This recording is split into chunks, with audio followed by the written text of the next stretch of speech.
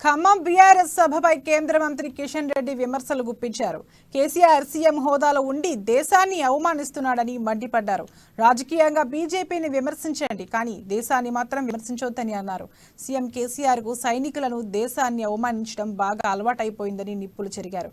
AP Telangana రాష్ట్రాల సీఎంలు ఇద్దరూ కలిసి దావతులు చేసుకుంటారు, కానీ కృష్ణా జలాల వివాదంపై మాత్రం కూర్చుని చర్చించరని విమర్శించారు. ఇద్దరు సీఎంలు కలిసి చర్చిస్తే సమస్య ఎందుకు పరిష్కారం కాదని ప్రశ్నించారు. జల వివాదాలపై మీటింగ్ పెడితే కేసీఆర్ రారు, కానీ బీజేపీపై మాత్రం ఆరోపణలు చేస్తారని ఫైర్ అయ్యారు. ఈరోజు దేశవ్యాప్తంగా అనేక మంది నాయకులను, కొందరు ముఖ్యమంత్రులను పిలిచి ఖమ్మంలో బహిరంగ సభ పెట్టి ఆయన ఆహ్వానం మేరకు వచ్చినటువంటి నాయకులు గాని చేసినటువంటి ప్రసంగాలు కొండను తవ్వి తొండను పట్టినట్టుగా ఉంది. దేశం లక్ష్యాన్ని కోల్పోయిందట.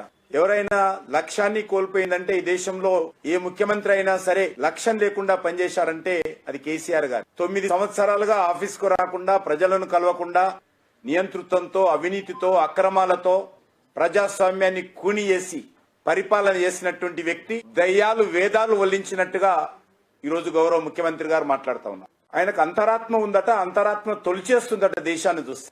అది కల్వకుంట్ల కుటుంబం కోసమే అంతరాత్మ తప్ప బయట వాళ్ళకి ఆయనకు అంతరాత్మ లేదు. ఉదయం లేస్తే సాయంకాలం వరకు నా కొడుకు ఏ రకంగా ముఖ్యమంత్రి అవుతాడు, మళ్ళీ నా చేతులకెళ్ళి తెలంగాణ ప్రభుత్వం పోవద్దు, అధికారం చేజారకూడదు అని ఆలోచనే తప్ప ఆయన అంతరాత్మలో మరొకటి ఉండదు. 9 ఏళ్లుగా నేను ప్రజలకు మోసం చేస్తూ అయినా ఈరోజు అంతరాత్మ బాధ